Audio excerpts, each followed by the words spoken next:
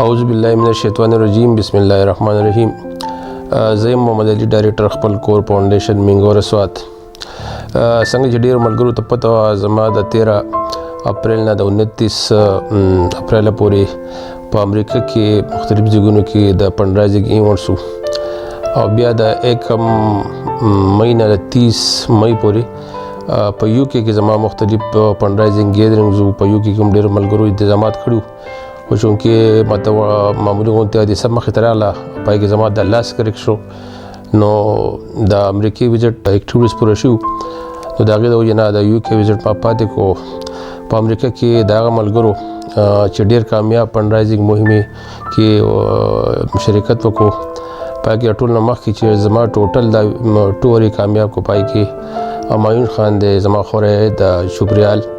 د اسحاق خان وکیل صاحب زوی او د هغه ملګری ډاکټر کریم الله صاحب چې پوره زما د امریکې څومره ویزټ ټور وو کم ځای کې میټینګونو پای کې زه فیسیلیټیټ کړم او خصوصا چې کله بیا ماته د حادثه راغله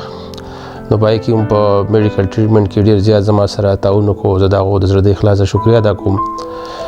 په امریکا کې چې کله فنډرایزینګ مهم شروع کړو نو پای کې ولنې زمونږ فنډرایزینګ مهم چې دی هغه د زیب النساء جیلانی چې زمونږ د سوات والی سوات نسۍ ده او ډېر ښه سوشل اکټیویسټ او د سوات ریلیف انیشیټیو چې په چیرپرسن ده هغې یو زبردست ګیدرینګ کړی او د هغې سره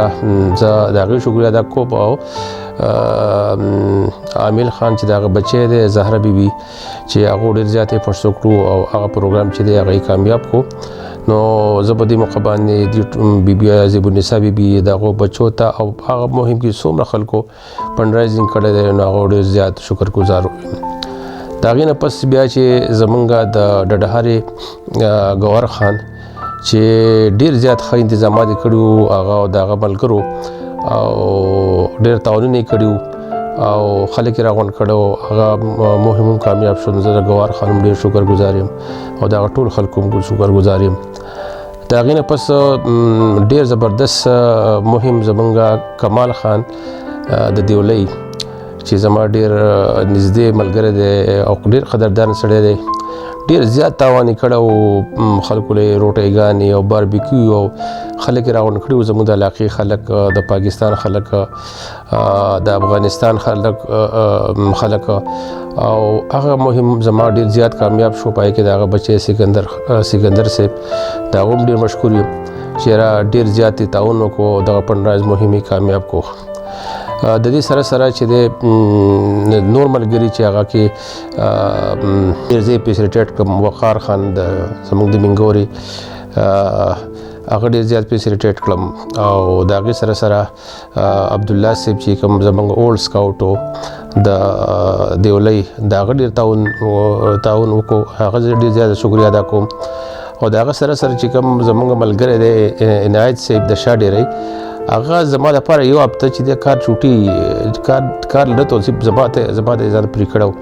نو د دې ټولو ملګرو په وجه باندې بیا زموږ مهم ډېر زیات کامیاب شو.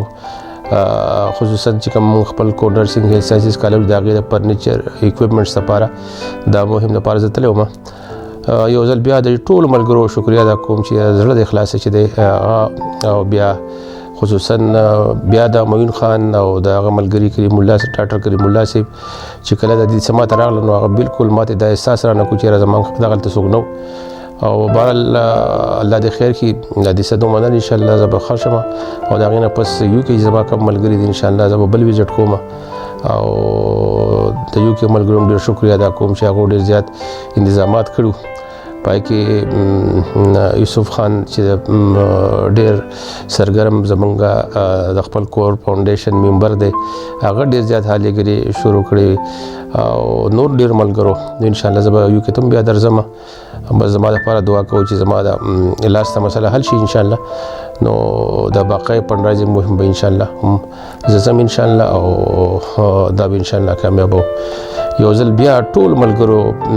چې په امریکا کې څومره خلک او مالې مینه راکړه مالې محبت راکړو او بالکل دومره زه انکرج کړم چې یاره ماته د خوشحالۍ داسې موقع چېرته نه میلاو شوی چې کوم دې ملګرو ماته راکړه نو ډېره مهرباني الله یې خوشحاله کړه الله یې بچي کامیاب کړه.